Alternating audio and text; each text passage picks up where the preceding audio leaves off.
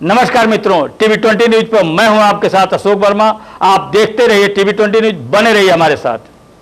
खबर आजमगढ़ से है, जहां आज़ाद अधिकार सेना के बैनर तले जिला मुख्यालय पहुंचे ग्रामीणों ने निजी अस्पताल पर इलाज में लापरवाही बरतने के चलते प्रसूता की जान जाने का गंभीर आरोप लगाते हुए जिला प्रशासन को ज्ञापन सौंप मामले की जांच कर उचित कार्रवाई की मांग की है। जिला अध्यक्ष अशोक सिंह ने आरोप लगाते हुए कहा कि विगत 28 अगस्त को जिले के तरवा स्थित राजवंती मेमोरियल हॉस्पिटल में पिठोपट्टी निवासिनी रेणु गौड़ को डिलीवरी के लिए भर्ती कराया गया था। आरोप है कि हॉस्पिटल प्रशासन की लापरवाही के चलते प्रसूता की जान चली गई। ऊपर से अस्पताल प्रशासन द्वारा प्रसूता के परिजनों को अंधेरे में रखकर मरीज के साथ कभी विद्या को तो कभी रमा हॉस्पिटल में चक्कर लगवाकर गुमराह कर रहा था, जो हॉस्पिटलों में लगे सीसीटीवी कैमरे में कैद हो गया। अस्पताल प्रशासन द्वारा परिजनों को किसी तरह का दवा इलाज का पर्चा भी नहीं दिया गया। प्रसूता की मौत के बाद अपनी लापरवाही छुपाने के लिए अस्पताल प्रशासन द्वारा परिजनों को पैसे का लालच देकर बहला फुसला कर पहले मृत प्रसूता का अंतिम संस्कार करवाया, फिर प्रसूता के परिजनों के ऊपर फर्जी मुकदमा लिखवा दिया गया।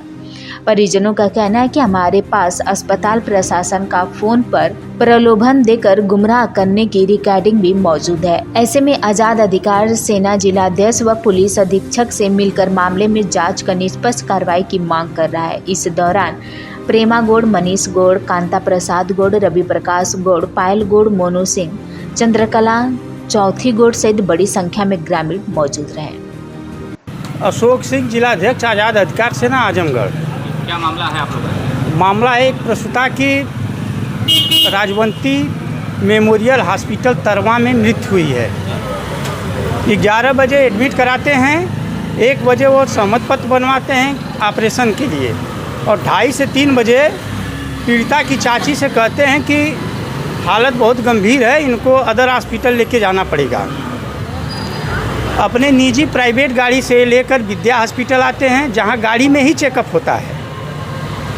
वो जवाब दे देते हैं, वहाँ का सीसीटीवी फुटेज निकाला जा सकता है। फिर रमा हॉस्पिटल जाते हैं, रमा हॉस्पिटल में भी यही दशा होती है। फिर नोबल आते हैं, नोबल इमरजेंसी वार्ड में लेके जाते हैं, और डॉक्टर रमेश यादव के भतीजे Santosh Yadav doctor Nobel hospital के डॉक्टर के चेंबर में बैठकर कुछ वार्ता करते हैं। उसके बाद बाहर आते हैं कि इसकी मृत्यु हो गई है, इसको इसके घर लेके चलिए, हम एम्बुलेंस बुलवा दे रहे हैं। ये लोग अड़ गए कि इनके परिजन 2-4 लोग थे, ये लोग अड़ गए कि हम पोस्टमार्टम करवाएंगे, मृत्यु कैसे हुई है। और इनको न भर्ती का पर्चा दिया गया, न डिस्चार्ज का, न ब्लड जांच की, किसी भी प्रकार की नहीं जांच का दिया गया। और पूर्व में भी ये लोग वहीं पे दिखाते थे, और प्रसूता को पहला बच्चा भी ऑपरेशन से उसी हॉस्पिटल में हुआ था, और दूसरा भी बच्चा हॉस्पिटल में, मतलब ये लोग ऑपरेशन से ही करवाए थे। ये लोग को गुमराह करके लालच देके 1 लाख रुपया, और दोनों बच्चों को, एक 6 वर्ष की बच्ची है और एक नवजात है, इसको 50-50 हज़ार रुपया और 1 लाख रुपया पालन पोषण के लिए यह तय हुआ, जिसकी कुछ मतलब वो मुकरने लगे, रिकॉर्डिंग थी। ये परिजन दूसरे दिन मृत्यु के दूसरे दिन ये लोग हॉस्पिटल पे गए। पीड़िता का पति, भाई और पिता डॉक्टर साहब के चेंबर में बैठकर बात कर रहे थे कि डॉक्टर साहब, जो तय हुआ है यह हमको दे दीजिएगा। उन्होंने धक्का मारते हुए, सीसीटीवी फुटेज में वहाँ देखा जा सकता है, धक्का मारते हुए इन लोग को बाहर निकाल दिए।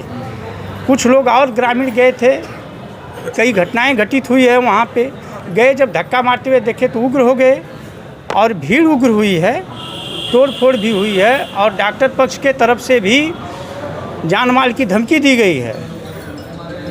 तोड़ फोड़ की सूचना पे पुलिस आती है, पुलिस दोनों पक्षों को लेके जाती है थाने पर, बैठाती है और डॉक्टर पक्ष को छोड़ देती है। और 13 लोग को, जो प्रसूता है मृत्यु हुई है, उनके 13 लोगों को नामजद करती है। ये लोग जाते हैं तहसील में नगर में जमानत करवाने, तहसील लालगंज में जमानत करवाने जाते हैं।